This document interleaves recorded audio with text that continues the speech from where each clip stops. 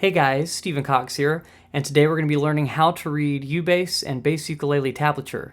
If you like videos like these, please subscribe below and consider becoming a patron for the printable tabs. So first we need to know a little bit about playing the U-bass. We've got our strings, and they're tuned from thick to thin, E, A, D, G. And then when we're playing notes on these strings, we need to know about frets. So first we've got open strings, which is just playing the string, not using our left hand at all, but just plucking the open strings. So this is the open E string, the open A string, the open D string, and the open G string. So now let's talk about frets. If we push down here between the nut and this first piece of metal, that's our first fret note on the G string.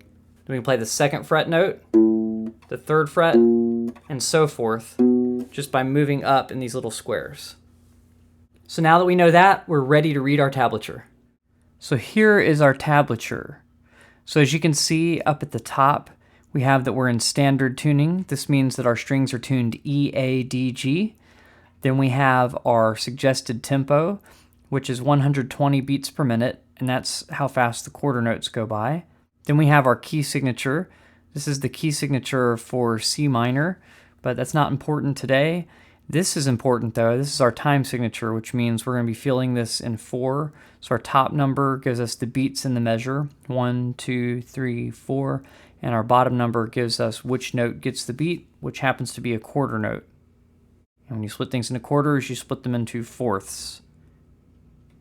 So up here is our standard musical notation, like a piano player or a string bassist would use. And then down here, where I'm doing a circle right now, you can see these letters spell out the word tab. That's our tablature. So that's what we're learning today. First, what we see is we see these 4 lines going across. These lines are our strings. So this bottom one is going to be our E string, our thickest string. This one right here is going to be our A string. This one right here is going to be our D string. And this one right here is going to be our G string. So notice that that's the opposite of the way they're laid out on the bass. It's not like the furthest from the floor or the closest to the floor. It's the lowest pitched string is on bottom, and that's the thickest string. And then the highest pitched string, or the thinnest string, is going to be on top. So we've got E, A, D, G. So then we have these numbers, and notice that these numbers have one of the strings running through them. This number represents our fret. So if we're on the 3rd fret, which is what this 3 stands for, and then whatever string's running through it is what string we're pushing down on the bass and what string we're going to pluck on the bass. So this would be the 3rd fret on the A string. So we literally take our hand and play the 3rd fret on the A string. We're going to read all 4 of these lines at the same time, going left to right. So that means this will be the 3rd fret on the A string, then we'll play the 5th fret on the D string, then the 5th fret on the G string, and so forth. So the main thing to note is that this tells us not very much about our rhythm. These all look almost equally spaced out, but when you look up here, these notes do tell us our rhythm. So if you have just tablature and not the standard notation on top of it, so you won't really know the rhythm unless you're familiar with the song. So that's something to keep in mind with tabs. It's still a good idea to learn the rhythm so that you can read along. Some tabs will combine them and they'll have the stems and the beams sticking off of the number so that you can tell what the rhythm is. If we had a 0, which we don't appear to have any zeros on here, but if we had a 0 notated, that would just be to play an open string. So now that we know how the notes are notated and the order to play them in, from left to right, now let's talk about some different techniques that we have. So first we have hammer-ons and pull-offs. So if you notice between this 3 and this 5, we have this little curved line connecting them. If you're familiar with music, this is like a slur. And on top of that slur we have a little H. This H stands for hammer-on. So what we'll do is we'll play that 3rd fret on the D string, we'll be holding it down, and then rather than plucking the 5th fret, we're just going to push our left hand ring finger down with just enough force to get the note to sound just from our left hand moving quickly like that. And that's how we notate a hammer-on. Then a pull-off is the opposite of a hammer-on. So it'll also have this slur, this curved line connecting the notes, and then it'll have a P above that curved line. So here we're playing the 5th fret note with our ring finger, and then while we're doing that, we'll be holding down the 3rd fret on the D string with our pointer finger, and then we lift up with our ring finger almost in like a plucking form while keeping our pointer finger down, so that we go from the 5th fret to the 3rd fret by only plucking the 5th fret with our right hand and pulling off with our left hand to the 3rd fret. So down here it's the same thing. Here's 2 back to back. We're going to pull off to the 3rd fret and then hammer back onto the 5th fret. So we only pluck this 5th fret, and then those other 2 are just done with the left hand. So now we've got slides. So we've got this slide right here from the 5th fret to the 12th fret.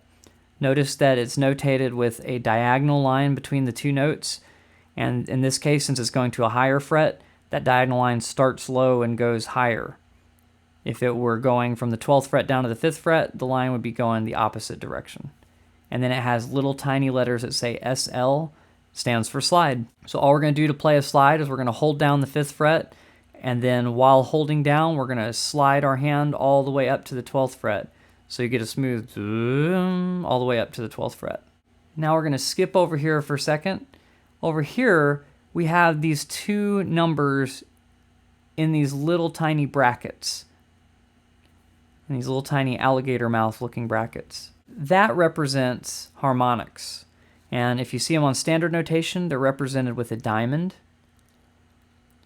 But basically here, we have 2 harmonics happening at the same time.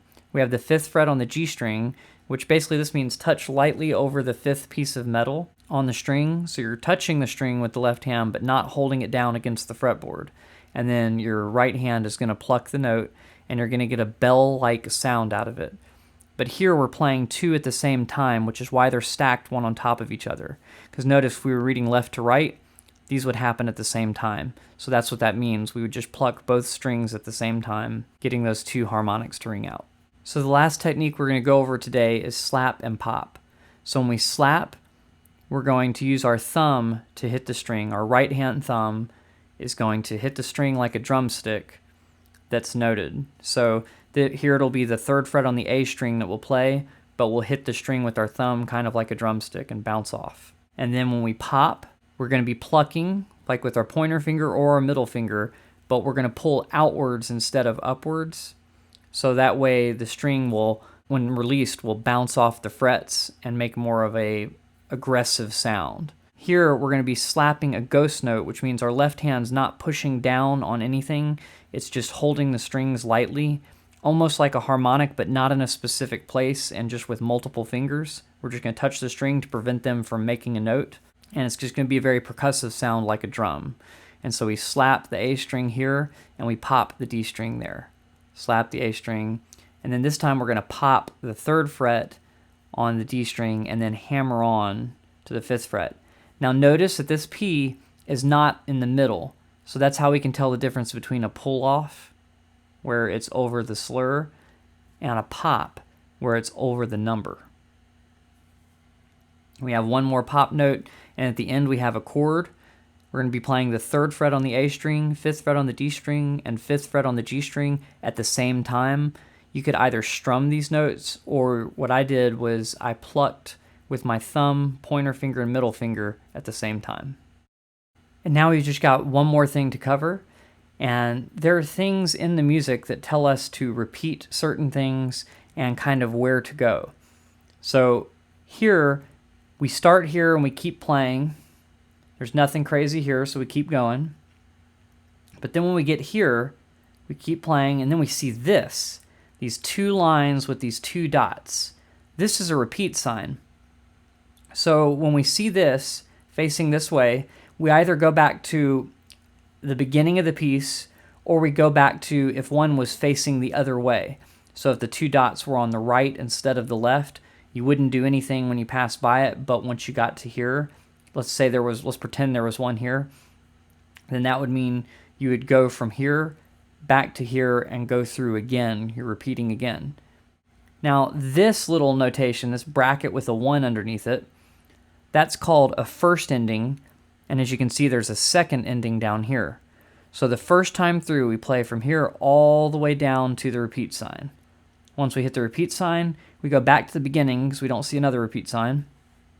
And this time, we'll go through to here, but once we get to where the first ending starts, which is right here, we'll skip over the first ending and play the second ending instead, and then keep going through to the end of the piece. And that's basically it for tab notation. There are a lot more things that we could go over, but that gives you a great place to start. Now let's play through the tab together.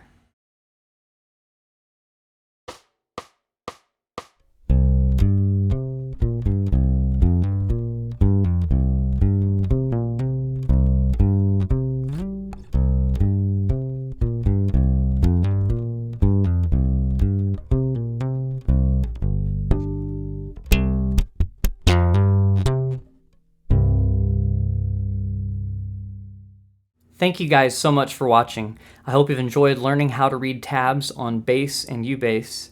If you like this video, please hit the like button below, subscribe for more, and consider becoming a patron for the printable sheet music and to request your own arrangement. I'll see you guys on Thursday and then next Tuesday as well.